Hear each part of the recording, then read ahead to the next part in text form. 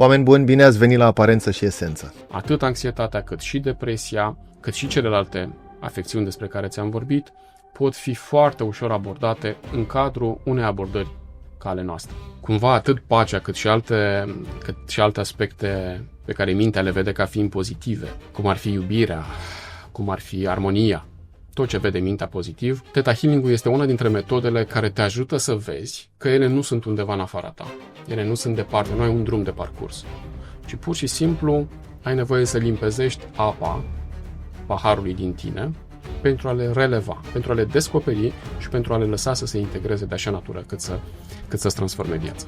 Tinnitusul, insomnia, fobiile, atacurile de panică, toate acestea, de fapt, sunt lucrurile pe care clientul și pe care tu le observi. Dar ele sunt produse de ceva.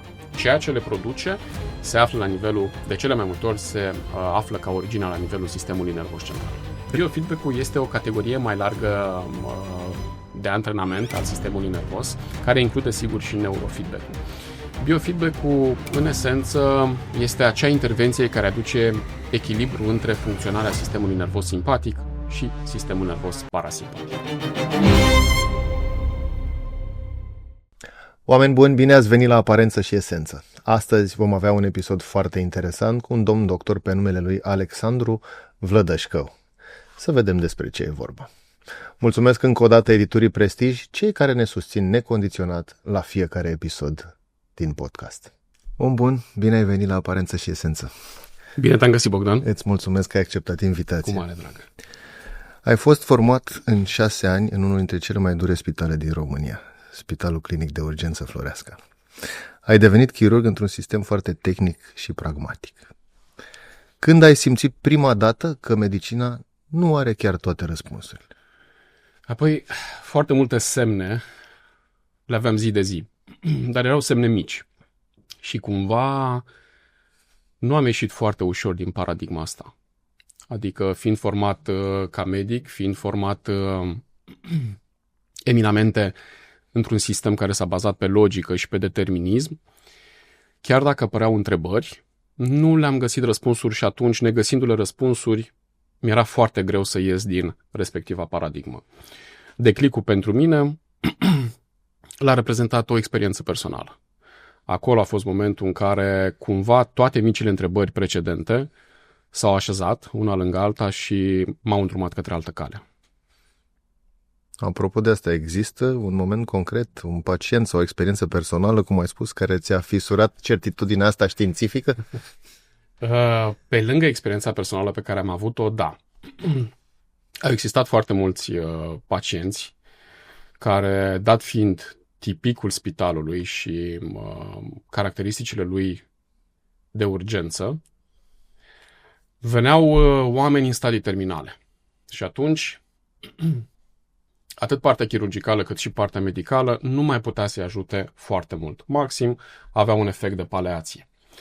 Motiv pentru care mi-am dat seama că acești oameni, aflându-se în afara resurselor chirurgicale și resurselor medicale, cumva se stingeau de la sine, fără să fie ghidați, ajutați, îndrumați, ori fără să li se amelioreze suferința emoțională sau psihică în mare fel. Da, acela a fost un moment. Mi se pare un act de mare curaj ca un medic să spună chestiile astea. Te felicit. Da, de obicei e mai greu să verbalizezi din papucii unui medic. Cumva am reușit să compartimentalizez foarte bine. Adică partea de experiență medicală este foarte importantă și mi este foarte utilă în activitatea mea zilnică. Modul de gândire care... Profesezi în continuare ca medic, absolut. Nu? Modul de gândire care m-a format ca medic mă ajută foarte tare în toate celelalte aspecte și toate celelalte demersuri, dar această compartimentalizare m-a făcut să fiu de ajutor oamenilor care vin la mine pe diferite paliere. Dacă ai nevoie de un medic, sunt acolo. Dacă ai nevoie de alt aspect al capacităților mele, atunci sunt acolo din acel aspect și pe acea cale. Dar pregătirea de medic m-a ajutat foarte mult și experiența ca medic m-a ajutat foarte mult. Cum a fost copilăria ta în anii 90? O copilărie firească. O copilărie cu părinți care nu au mers la psiholog.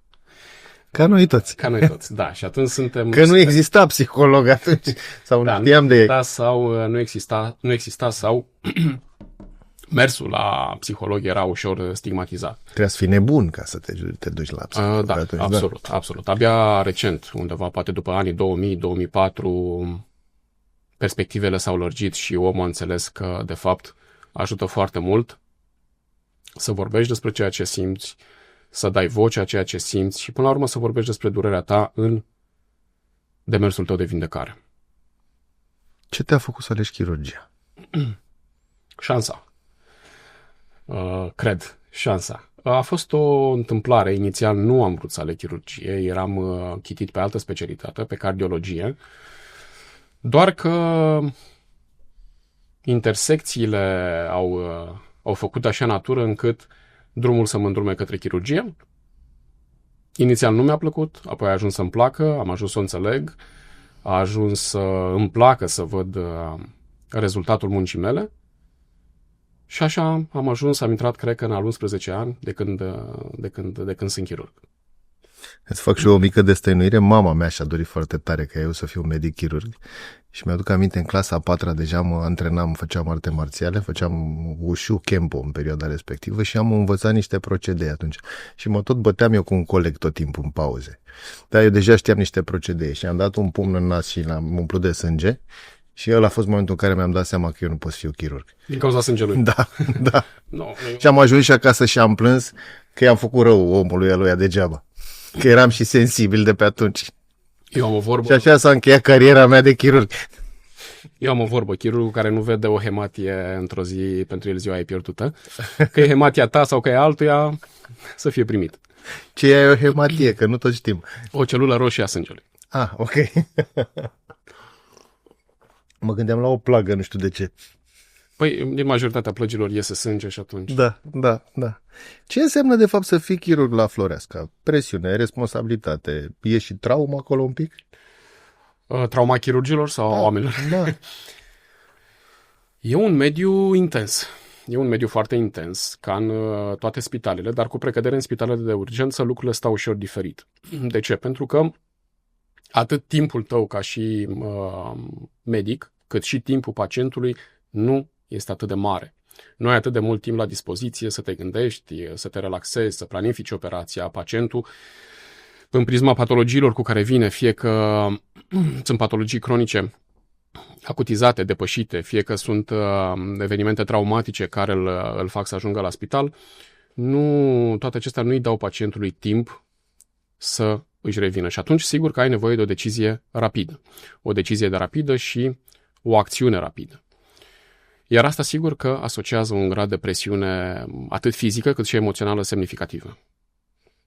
Te întreb, nu pentru că nu știu eu, că un prieten foarte bun, mi-e aproape un frate și înțeleg că ați și lucrat la un moment dat, doctorul Sebastian Vâlcea, mi-a povestit cam cum e viața acolo, în iarul românesc și e foarte greu. Eu nu știu cum rezistați în gărzilele. Te obișnuiești. Procesul este, sigur, progresiv, procesul de pregătire al unui medic rezident. Spitalul de urgență Floreasca are și beneficiul oamenilor care deja lucrează acolo și pe care îi întâlnești ca rezident când ajungi, care sunt oameni foarte bine pregătiți și cumva rulați din perspectivă didactică să dea mai departe ceea ce știu. Mm-hmm. Și asta e un mare plus. Dar te obișnuiești. Da. Pentru că ai pornit pe drumul ăsta și vrei să-l duci la bun final. Eu am un mare respect față de medicii care lucrează în gărzi și care mai sunt și la Floreasca, la urgență. Acolo vin toate nenorocirile, toate accidentele, toate bătăile, clanurile și așa mai departe. Da, e un mediu intens. Ce nu vede publicul din viața unui chirurg? Întrebare interesantă, îmi vin mai multe răspunsuri. Ce nu vede? Din perspectivă medicală o să-ți vorbesc. Ce nu vede este cantitatea de energie pe care chirurgul o pune în dăruirea către cazul pe care îl are, către cazuistica pe care o are. Da? Pentru că Pentru ca tu să ai acolo un medic pregătit și un medic care să returneze un rezultat, care se traduce de cele mai multe ori în supraviețuirea pacientului și în ani de viață util pentru pacient, acel doctor depune un efort. Fie că este un efort emoțional, fie că este un efort fizic, fie că este un efort în ceea ce privește viața de familie, adică sunt o serie de sacrificii pe care un medic are nevoie să le facă pentru a fi util comunității sale. Și cred că ăsta ar fi principalul aspect pe care unii oameni, într-adevăr, nu-l conștientizează foarte bine. Uite, apropo de asta, nu e o întrebare pe care mi-o notasem aici, dar eu întotdeauna m-am întrebat cum faci să nu te implici emoțional când îți moare cineva pe masă? Nu se întâmplă atât de des să-ți moară cineva pe masă, dar te poți implica emoțional până ajungi pe masă sau după ce iese pacientul de pe masă. Cumva înveți și asta. Înveți că implicarea emoțională, de fapt, te conectează la o suferință care nu este a ta. Conectat la acea suferință, tu nu mai poți să fii util la capacitate maximă omului respectiv. Da?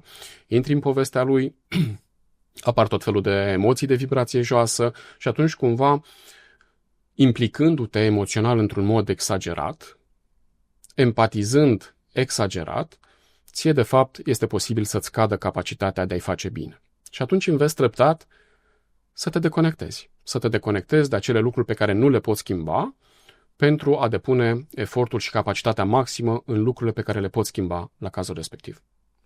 Apropo de emoții de vibrație joasă, e foarte clar că în spital e foarte multă neputință, supărare, durere, energie grea, ca să zic așa. Nu crezi că ar fi util ca medicii să învețe să se curețe și energetic la finalul unei zile de muncă? Cred că e util pentru toți oamenii să se învețe, să învețe o metodă de curățare energetică sau emoțională.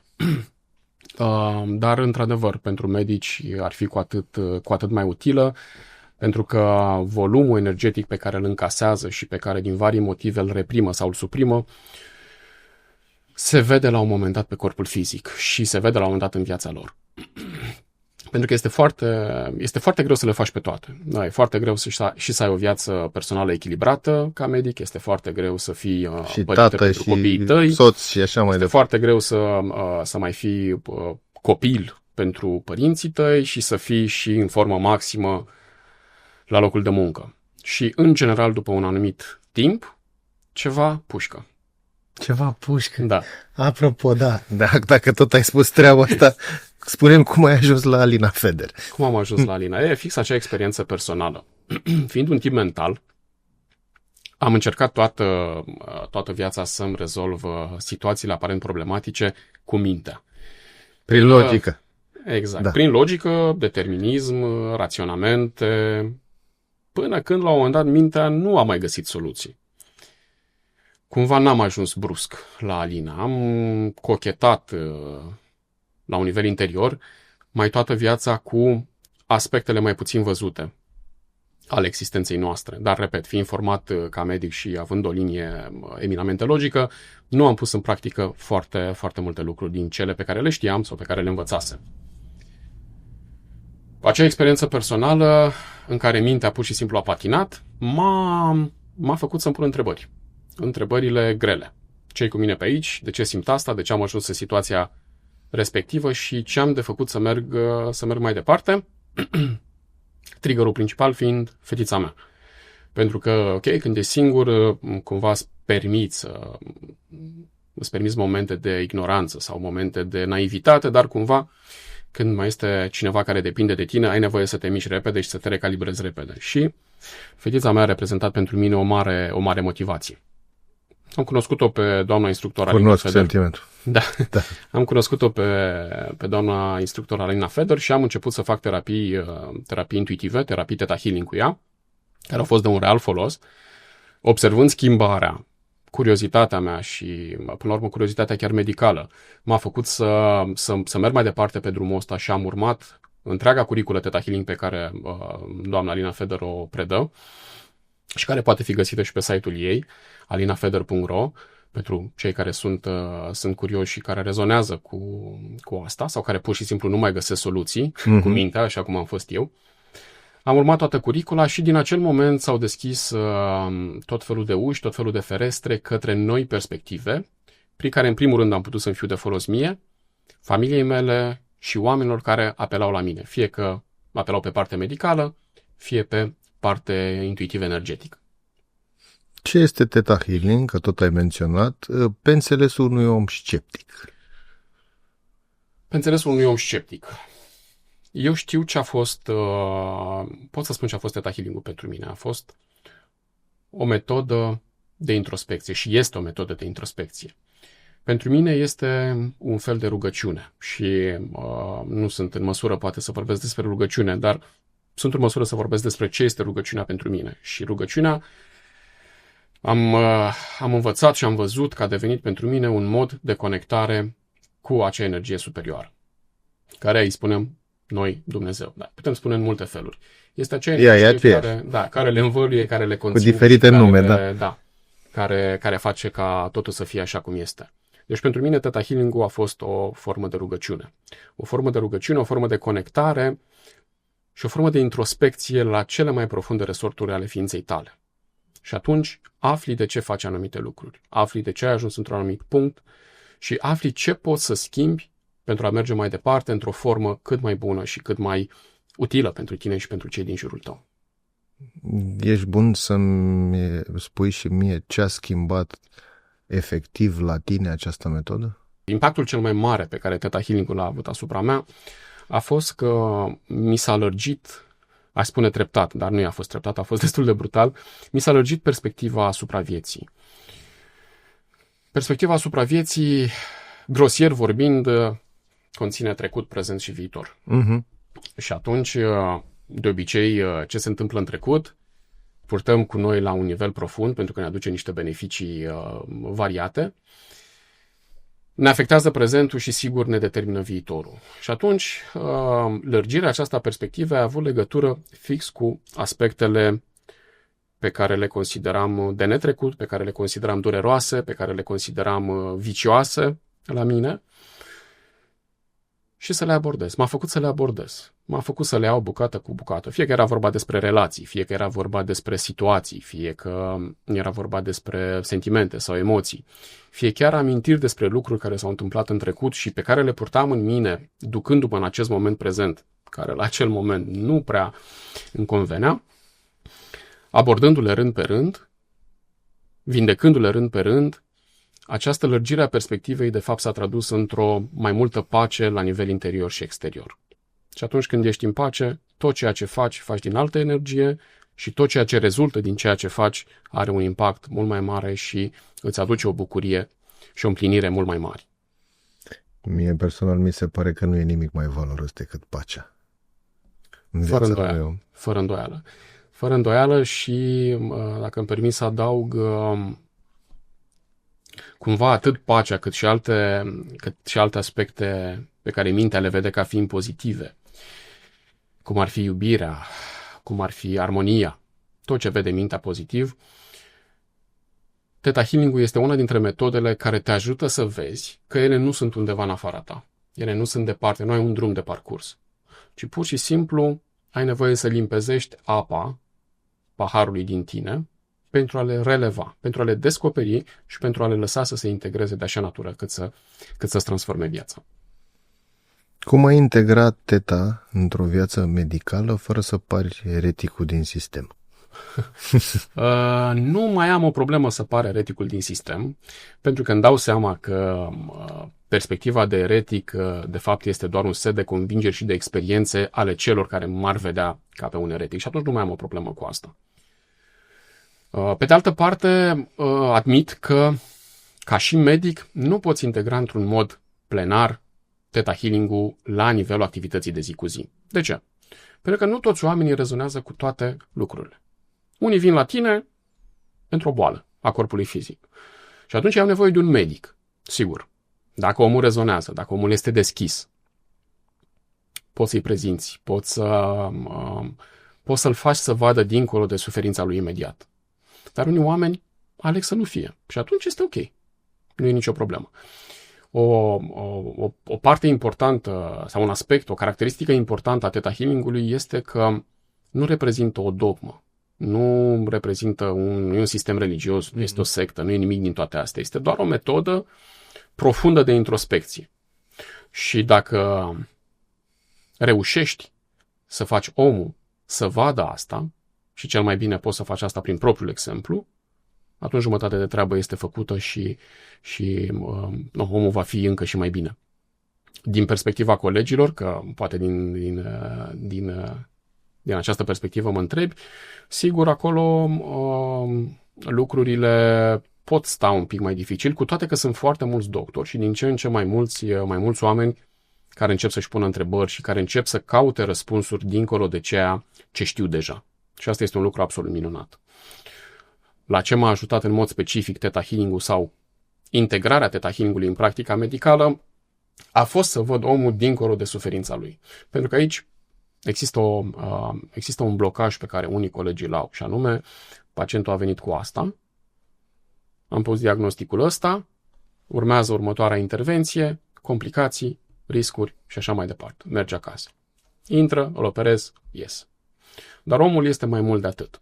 Sigur, ca și chirurg, nu poți să stai de vorbă cu el un infinit, nu poți să-i asculți toate problemele, nu ai timpul necesar și până la urmă nu e locul tău în momentul respectiv să faci lucrul ăsta. Dar dacă omul este deschis și dacă omul este curios, atunci poți să-l determini și să-l ajuți să vadă dincolo de, așa cum am spus, de momentul prezent și să-și observe acel trecut, acea viață cu întregul bagaj care l-a dus în momentul de suferință datorită căruia a venit la tine.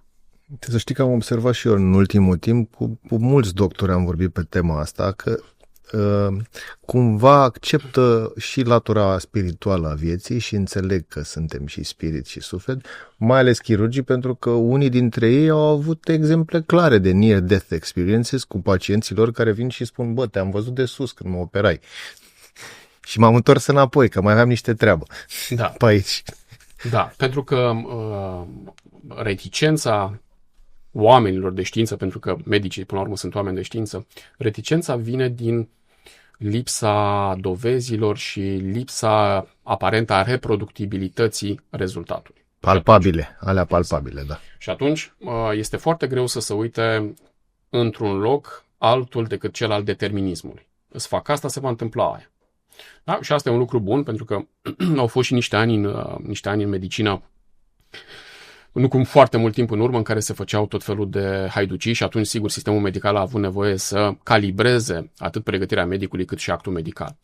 Ok, dar dincolo de asta, o privire mai largă asupra omului, din perspectivă energetică și intuitivă, nu ar face specialistul decât să fie încă și mai util omului respectiv. Încă și mai productiv în vindecarea dezechilibrelor, patologiilor cu care omul vine la el. Ce înseamnă obiectiva starea Theta? Mi-am pus întrebarea asta la începutul acestei ramificații a drumului meu.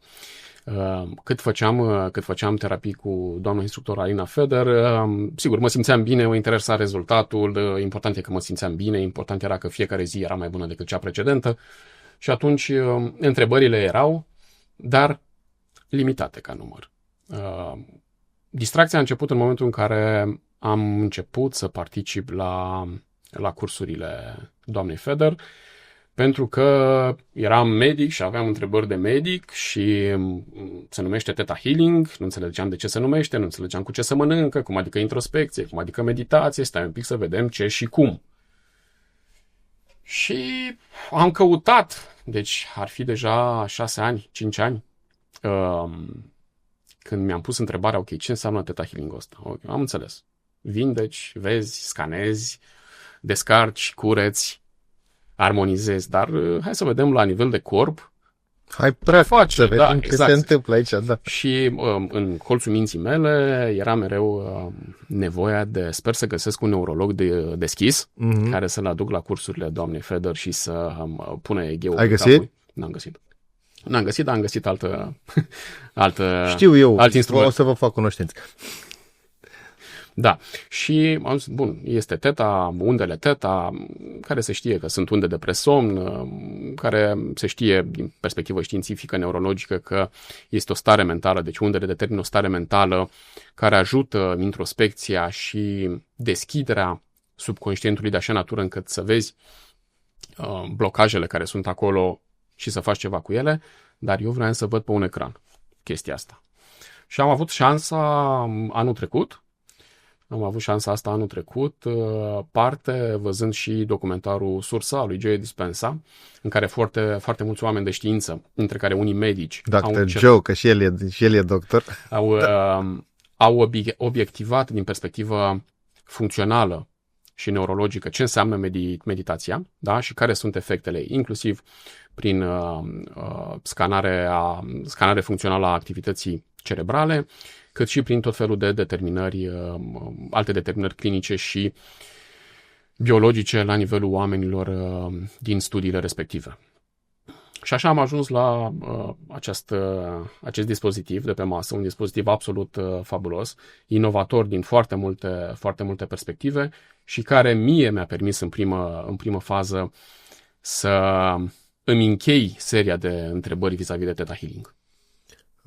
Apropo de această cască, am venit și eu la voi și mi-am testat creierul și chiar am început terapia cu voi, că se pare că e necesar. O folosea și Joe Dispenza în retreat-urile lui? Folosea mai multe dispozitive, dar da, inclusiv acesta.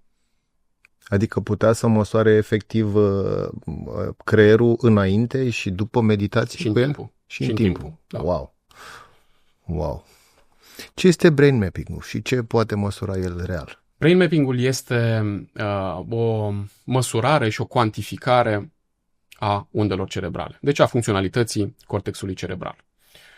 Acest dispozitiv, o să vorbesc doar despre el, are 19 derivații EEG, deci de electroencefalogram. Calitatea lui, după cum se observă, este că este foarte compact, nu are nevoie de electrozi umezi, deci nu avem păr murdar sau păr lipicios sau alte lucruri pe care... Hai să lămurim ce este EEG. O electroencefalogram. Aha. Celulele noastre, în întregul nostru corp, sunt vii. Neuronii sunt unele dintre cele mai vii celule. Că noi toți știm ce e la EKG, dar foarte puțin știm ce e la EEG. EKG-ul este o măsurare a activității electrice a miocardului. A inimii. Electroencefalograma este o măsurare a activității electrice, a diferențelor de potențial, mai corect spus, de la nivelul cortexului cerebral. Neuronii comunică între ei și comunică prin impulsuri electrice și prin neurotransmițători.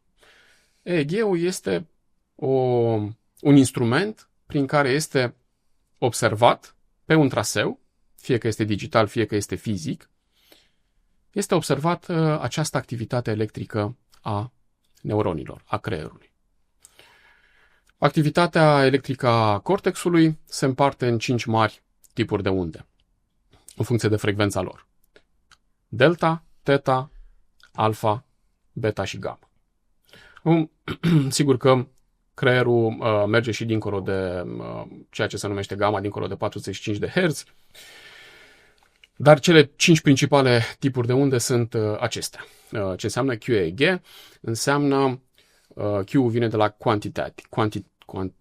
la cantitativ. Asta vreau să te întreb, că am văzut online că există și un QEEG și nu înțelegeam care e diferența. Da, QEEG-ul vine de la cuvântul cantitativ, sigur, din limba engleză. Pentru că semnalul EEG este destul de complex de citit. Chiar și de către ochiul format, chiar și de către un neurolog specializat în EEG. Și atunci, evoluția tehnică a făcut de așa natură încât semnalul să poată fi decriptat mai bine și afișat cu mai multă ușurință, analizat cu mai multă lejeritate, repet, computerizat, pentru a aduce și pentru a-ți oferi mai multe date. QEEG-ul și acest dispozitiv, împreună cu softul lui, tocmai aia face. Ia semnalul EEG și ți-l analizează. Rezultatul, în format digital, sunt niște hărți, niște topomapuri se numesc. Deci niște hărți de activitate cerebrală pe care softul, având o bază de date comparativă, softul ți le compară cu acea bază de date. Folosește și AI cumva? Da, sigur, folosește și AI. Mare parte din procesul de analiză și o parte din rapoarte sunt oferite cu ajutorul AI-ului. Ok. E scumpă o cască de asta? Adică dacă mi-aș lua eu acasă, mi-ar fi folositoare la ceva? Sau chiar trebuie să știi să umbli cu ea? Ți-ar fi foarte folositoare, dar sigur, ca orice dispozitiv de genul acesta, sunt necesare câteva cunoștințe ca să poată să ajungă la potențialul ei maxim de utilitate. Că degeaba e Ferrari dacă tu nu știi să conduci, decât într-a doua. Adică... Absolut. Și aici recunosc și mă bucur tare că m-ai întrebat de ce am ales chirurgie. Chirurgia e doar un aspect al pregătirii mele. Dar sunt foarte recunoscător atât școlii pe care am făcut-o, cât și profesorilor care m-au îndrumat și care mi-au stimulat un anumit tip de gândire, încât am înțeles foarte, foarte bine, dincolo de nevoia mea de a obiectiva starea teta, am înțeles foarte bine la ce poate fi folosit un dispozitiv ca acesta. Pe scurt, e bine să o ai acasă, ar fi potrivit pentru oricine să o aibă acasă, doar că ai nevoie de cunoștințele necesare cât să o folosești la cel mai înalt nivel. Repet, pe mine pregătirea medicală m-a ajutat să o înțeleg, m-a ajutat să înțeleg ce face și m-a ajutat să am circumspecția necesară de așa natură încât să știu când să o folosesc, cum să o folosesc, în ce mod și la cine. Cred că e extrem de important să știi aspectele. Este foarte important, da. Cred că e crucial. Da, este foarte important pentru că omul când vine, omul are nevoie. Da, omul are nevoie de susținerea ta. Fie că ești preot, fie că ești medic, fie că ești psiholog, fie că ești electrician. Orice faci, omul când vine la tine, vine deschis și vine cu o nevoie. Și atunci, dintr-o perspectivă etică, orice instrument pe care îl folosești pentru a susține clientul sau pacientul respectiv în demersul său de vindecare are nevoie să fie înțeles la cel mai înalt nivel și folosit cu cea mai mare înțelepciune. Înțeleg că această cască face și fotobiomodulare. Da, exact. Ce înseamnă ea și cum funcționează la nivel celular? S-am spus mai devreme că pe interiorul ei, în acest design un pic futuristic, dar care designul este foarte important. Aduce aminte de Robocop, dacă ții minte filmul. Da. Ochii rămân Save the public trust, protect the innocent, uphold the law. Designul este foarte interesant pentru că permite ajustarea pe diferite circumferințe ale calotei craniene. Dar înăuntru are 19 electrozi uscați de electroencefalogramă.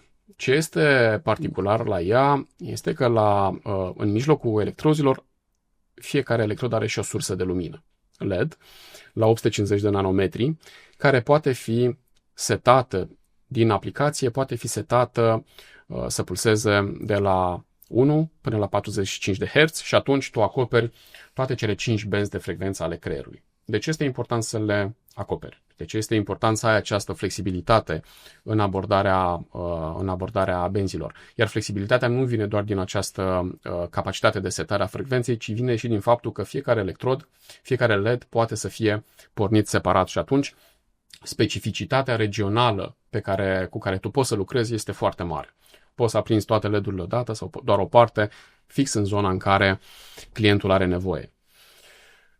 Ce este fotobiomodularea? Este o lumină, pe scurt, care îți intră prin piele, prin țesutul cutanat, subcutanat și pătrunde inclusiv prin os, ajungând la primii câțiva centimetri de la nivelul scoarței tale cerebrale. Are un efect benefic pentru inflamația creierului? Are un efect benefic și pentru inflamație, are un efect benefic pentru creșterea microvascularizației, are un efect benefic pentru scăderea radicalilor liberi de oxigen, are un efect, principalul efect al fotobiomodulării, deci al luminii cu precădere la această lungime de undă de 850 de nanometri. Principalul efect este la nivelul mitocondriei din celula neuronală. Da? Pentru că la nivelul mitocondriei există niște substanțe se numește citocrom C-oxidază, da? Este un lanț enzimatic și lumina are o specificitate foarte mare la această lungime de undă pentru acel citocrom C-oxidază. Stimulându-l și determinând niște schimbări de ordin biochimic, mitocondria ajunge să producă mai multă energie care este disponibilă pentru neuron. Neuronul putând să facă ce vrea el cu acea energie. Fie să se vindece, fie să funcționeze mai bine, fie să comunice mai bine cu alți neuroni, fie să se repare. Da? Deci efectul principal al fotobiomodulării se datorează acestui citocrom C-oxidază de la nivelul mitocondriei, dar efectele sunt multiple. Ce pot să spun este că nu există efecte secundare, nu arde pielea, foarte important asta, da. Nu produce căldură, iar contraindicațiile sunt foarte puține. Care ar fi una dintre ele? Una dintre ele este epilepsia fotogenă. O altă contraindicație ar fi suspiciunea unei tumori, da? Pentru că fotobiomodularea mărește capitalul de energie al neuronului și sigur al celulelor de pe lângă el. Dacă tu ai o tumoră și îi crești capitalul de energie, tu într-un fel o stimulezi să crească. Și atunci, sigur, faci rău. Da, în mod evident. Ce rezultate ai văzut concret la pacienți? Prefer să le zic clienți, deoarece pacientul asociază acel diagnostic.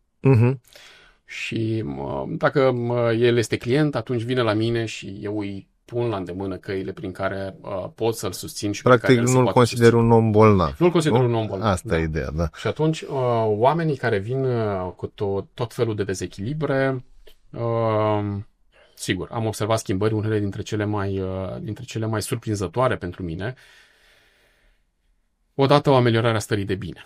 Au venit oameni cu tulburări de somn, da? Și care după 15-20 de terapii au început să doarmă. Am văzut oameni cu tulburări motrice de origine centrală, neurologică centrală, și care și-au ameliorat într-un grad variabil capacitatea motrică. Este foarte utilă în anxietate, în depresie, în tinnitus. Este foarte utilă acolo unde dezechilibru este produs sau boala este produsă de o disfuncționalitate funcțională a cortexului. Da? Pentru că modificarea stărilor de dispoziție, tinnitusul, insomnia, fobiile, atacurile de panică, toate acestea, de fapt, sunt lucrurile pe care clientul și pe care tu le observi.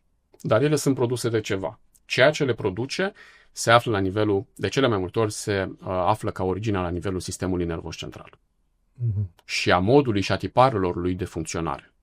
Și atunci, tu analizând și integrând din perspectiva anamnestică, clinică, vezi omul, vorbești cu el, înțelegi un pic trecutul lui, înțelegi un pic mediul în care trăiește și contextul emoțional, contextul lui de viață, și integrând toate acestea cu topomapurile pe care le observi ulterior scanării, care este foarte rapidă, între 6 și 10 minute durează scanarea și obții foarte repede imaginea de ansamblu a modului în care funcționează creierul, tu integrând toate aceste informații, poți foarte rapid să vii odată cu partea de fotobiomodulare, odată cu alte aspecte pe care le cunoști foarte bine, să vii și să-i fii de folos și să începi tratamentul imediat pentru o ameliorare rapidă. Sigur, efectul fotobiomodulării este un efect cumulativ. Are nevoie de mai multe terapii.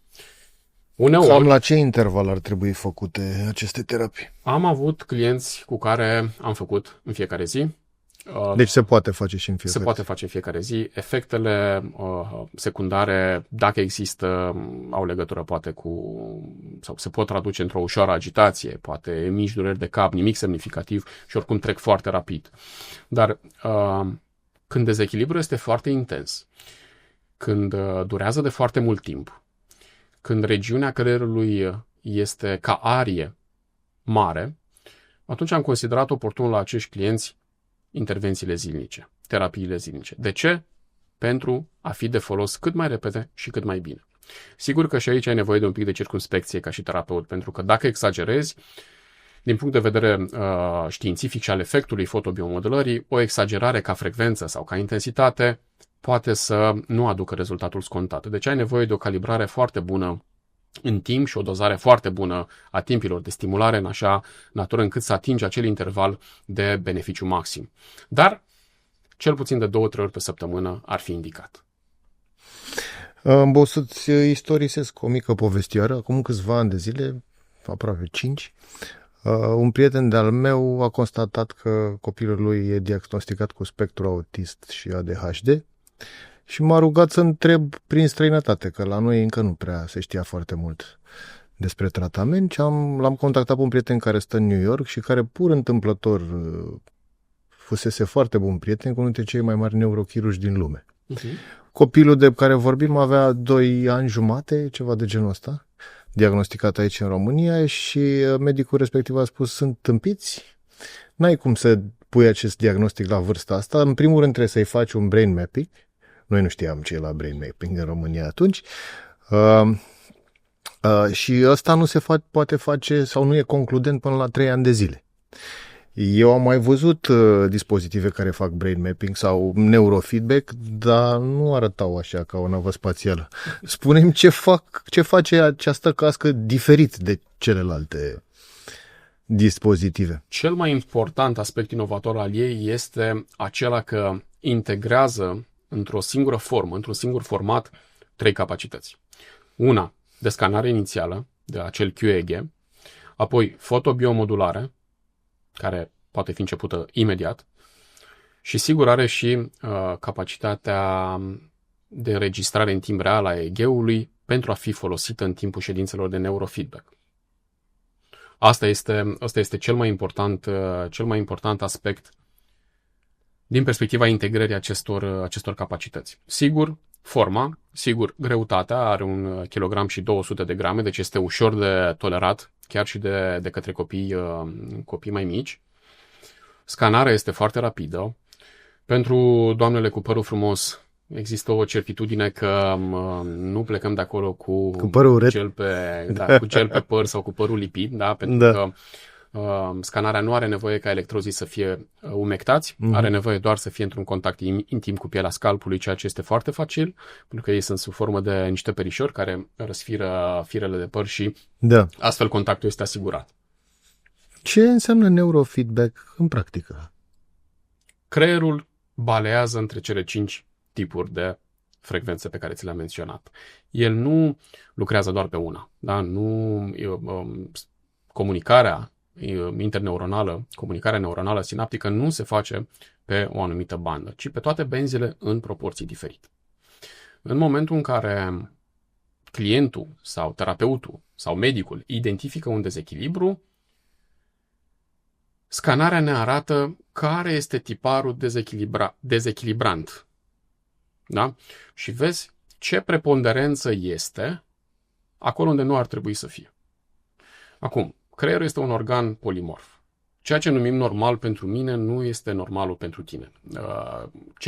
Modul în care funcționează creierul meu pentru mine să par normal, nu este modul în care creierul tău funcționează pentru tine să par normal. Da. Atunci, eu oricum nu par normal, stai liniștit.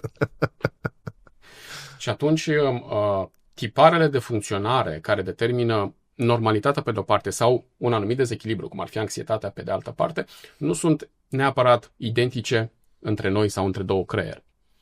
Și atunci tu ai nevoie să integrezi informațiile din scanare cu ceea ce îți spune clientul. Sigur, există o bază de date normativă. Asta datorită softului și producătorului acestui dispozitiv. Există o bază de date normativă care ne spune cam care ar fi acel așa zis normal, în funcție de care softul îți calibrează topomapurile, deci îți calibrează cromatic topomapurile, ca să vezi unde ai activitate mai multă decât normal, decât baza de date, și unde ai activitate mai puțină. Deci unde ai hiperfuncție și hipofuncție comparativ cu baza de date.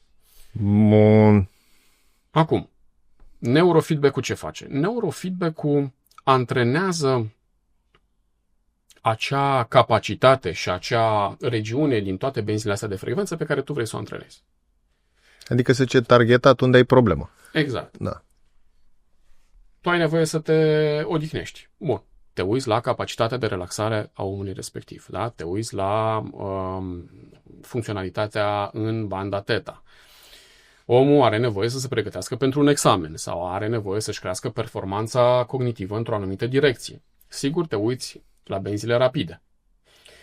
Omul are nevoie să-și antreneze o manualitate specifică. Fantastic. Da? Atunci te uiți la acele regiuni din creier, la tiparul de funcționare de acolo și cu ajutorul neurofeedback-ului, care de fapt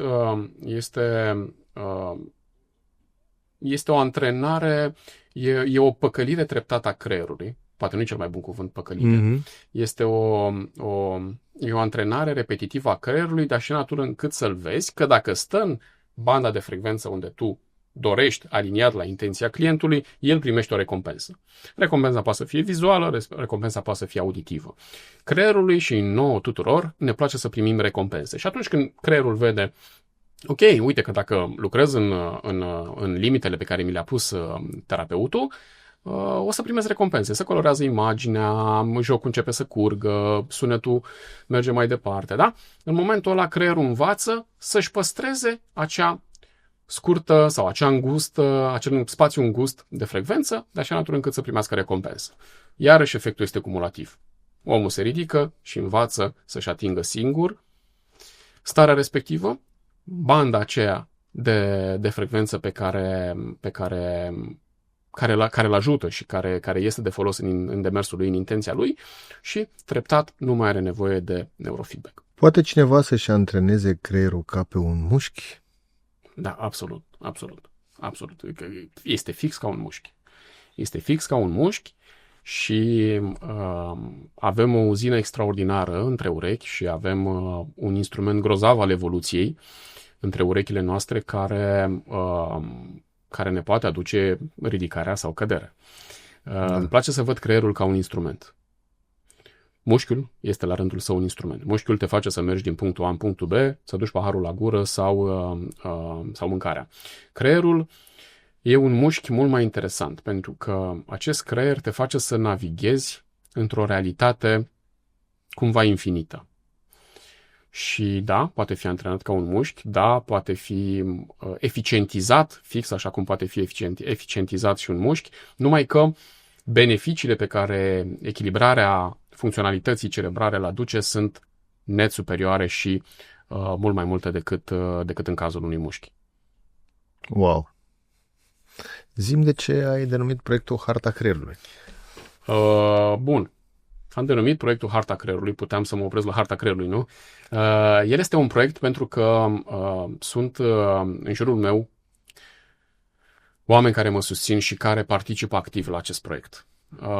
Unul dintre acești oameni este doamna instructor Alina Feder, care cu perspectiva ei intuitivă, prin Theta Healing, cu cursurile ei, cu ședințele pe care ea le face, oferă clienților pe care îi avem acea perspectivă largă despre care m-am referit la început.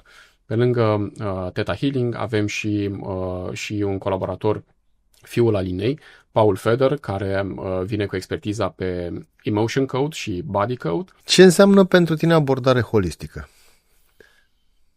Abordare holistică presupune, din punctul meu de vedere, să observi omul, pe de-o parte, ca un întreg și, pe de altă parte, ca un întreg în întreg. Pentru că, în aparență, părem foarte bine individualizați și ca ființe biologice, și ca ființe emoționale, și ca ființe mentale, însă, dincolo de asta, de fapt, suntem pe o piatră, planeta noastră, într-un spațiu care pare să fie infinit, și atunci perspectiva pe care îmi place să o văd este perspectiva întregului. Adică suntem parte dintr-un întreg și în momentul în care ne deschidem plenar acestei perspective, lucrurile se ameliorează într-un mod fantastic. Fie că este boală, fie că este dezechilibru emoțional, mental, oricare ar fi. Crezi că boala are și o componentă emoțională reală? Sunt fer convins. Sunt fer convins și nu doar emoțională, are o componentă energetică. Pentru că boala este doar un clișeu în acest moment. Da? Boala nu a apărut ieri și nu a apărut cu jumătate de oră în urmă. Sigur, putem exclude evenimentele traumatice, dar și acolo există o componentă deterministică de natură energetică. Dar boala este un drum. Una este să stai pe furie 5 minute, alta este să stai pe furie 10 ani. Da. Pentru că foarte mulți dintre noi avem impresia despre gânduri și despre emoții că sunt lipsite de valoare palpabilă. Că sunt doar niște semnale electromagnetice, doar niște descărcări electrice. Da, corect, într-o anumită măsură așa este. Doar că acele descărcări electrice, acele tipare mentale de funcționare, acele emoții, acele sentimente, acele gânduri, acele convingeri menținute suficient de mult timp, impactează corpul din perspectivă biomorală. Și atunci gândul, emoția și energia devin materie. În momentul în care devin materie, disfuncția pe corp este mai evidentă. Iar drumul se oprește la diagnostic sau, cum ai spus tu, boală. Știu că Jacques Martel a scris o întreagă carte despre cauzele emoționale ale bolilor și o întreagă și mare carte. Și m-am uitat acolo. Pare foarte adevărat ce scrie acolo. Dar hai să vorbim despre biofeedback. Eu habar n-am ce e ăla. Da, am auzit de el. Da, biofeedback-ul este o categorie mai largă de antrenament al sistemului nervos, care include, sigur, și neurofeedback-ul. Biofeedback-ul, în esență, este acea intervenție care aduce echilibru între funcționarea sistemului nervos simpatic și sistemul nervos parasimpatic. Biofeedback-ul este tot un antrenament, dar nu mai este al creierului, scoțând neurofeedback-ul din această categorie mai largă. Este un antrenament al corpului, care, pornind de la senzori plasați în diferite locuri și cu rol diferit, să învețe corpul și să învețe individul să-și amelioreze și să aducă echilibru între aceste două valențe ale sistemului nervos autonom. Hai să vorbim un pic despre dezechilibrele creierului, astea moderne, că străbunicul meu nu avea anxietate sau depresie, nu avea timp, că trebuia să iasă la coasă. La anxietate, în cazul anxietății, ce vezi pe brain mapping? În cazul anxietății, concret. În cazul anxietății putem vedea o decalibrare funcțională între emisfera stângă și emisfera dreaptă. Putem vedea o scădere a funcționalității alfa în emisfera stângă, de cele mai multe ori, comparativ cu emisfera dreaptă. De asemenea, în anumite cazuri de anxietate, generatorul de unde alfa, care este la nivel occipital, poate să nu funcționeze la parametrii normali. Deci creierul să nu producă suficiente unde alfa care să-i precipite relaxarea. Și atunci omul nu se poate relaxa și trăiește cu această permanentă impresie că ceva rău urmează să se întâmple. Sigur, dezechilibrele nu sunt unitare. Există variabile și există valențe diferite ale dezechilibrelor, dar în principiu o scădere a undelor alfa, deci activității alfa la nivelul emisferei stângi și o creștere a spectrului beta, beta 2, beta 3, deci beta înalte, în emisfera dreaptă poate să indice pe harta respectivă că este vorba despre anxietate. Depresia, ți se pare că e ceva biologic sau emoțional?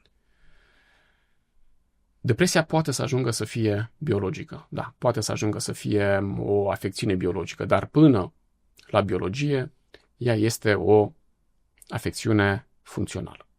Da? Atât anxietatea, cât și depresia, cât și celelalte afecțiuni despre care ți-am vorbit, pot fi foarte ușor abordate în cadrul unei abordări ca ale noastre. Pentru că nu te uiți doar la creier. Holistice. Da? Da. Te uiți și ce a dus la dezechilibrul respectiv și atunci, într-un timp foarte scurt, tu poți să-i fii util clientului respectiv, pacientului respectiv. Ce se întâmplă de multe ori este că unii, atunci când sunt bine, uită de ce au venit. Atât de rapidă este uneori schimbarea. Insomnia, ți se pare o cauză sau un simptom? Insomnia este un simptom fără îndoială. Este un simptom care are în spate, iarăși, un dezechilibru mental, dar și un dezechilibru emoțional puternic. Cum se văd dependențele pe creier? Se văd? Da, se văd. Aici la dependențe contează foarte mult despre ce substanță este vorba.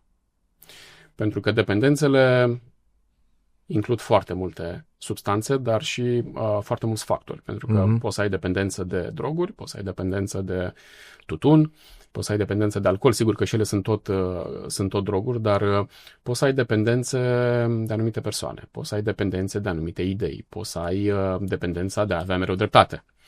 Deci dependența este o subjugare a creierului relativ la o substanță sau o idee. Și atunci, modul în care se văd dependențele pe brain mapping diferă. Tinnitus-ul mi se pare ceva îngrozitor să ai așa ceva. Există soluții reale? Da, există. Există și, sigur... Tinnitus-ul, adică țiuitul ăla în urechi, continuu. Doar că aici este nevoie de făcut o diferențiere, pentru că tinnitus-ul este de mai multe cauze.